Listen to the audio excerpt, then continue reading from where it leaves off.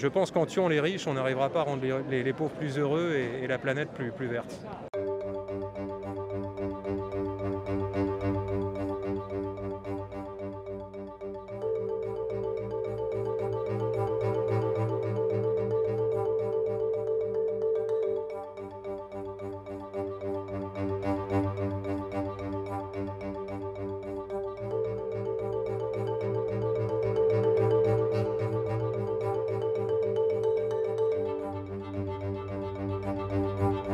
Vous avez bien sûr entendu parler de cette polémique aussi sur les super profits. Non. Vous n'étiez pas là cet été alors? Non, mais je ne sais pas ce que c'est qu'un super profit. Donc non, je n'ai pas entendu. Je sais que les entreprises doivent être profitables. C'est tout ce que je sais.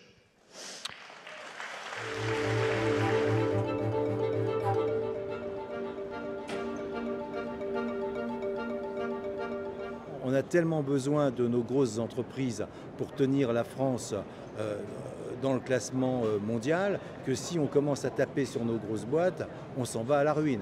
Ceux que l'on souhaite taxer, donc qui sont plutôt de très grandes entreprises, ont parfaitement les moyens de faire une délocalisation fiscale, chose qu'ils savent parfaitement faire quand l'impôt dépasse le seuil tolérable.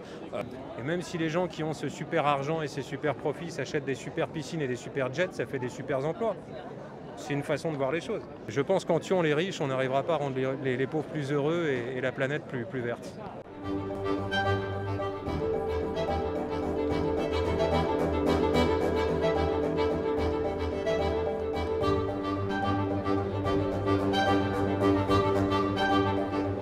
Vous savez qui est le plus grand super profiteur, si j'ose dire, qui fait le plus grand super profit? C'est l'État. Parce que tout simplement, les recettes fiscales du premier semestre 2022 ont augmenté de 27 milliards d'euros. Et grâce à quoi? Grâce au super profit des entreprises. Et non, Monsieur le Président, il n'y a pas de surprofit du côté de l'État.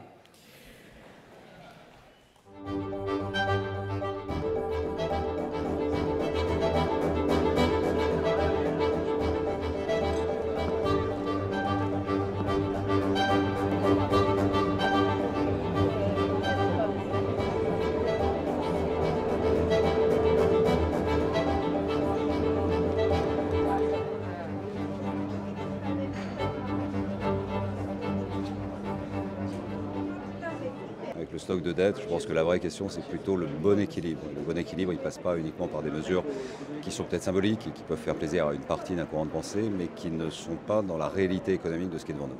Il est clair que nous avons déjà dans notre pays des impôts sur le revenu, nous avons déjà des impôts sur les résultats des entreprises. Donc il me semble que tout ça fait déjà pas mal et qu'il faut aussi travailler sur les économies, pas simplement sur les taxes.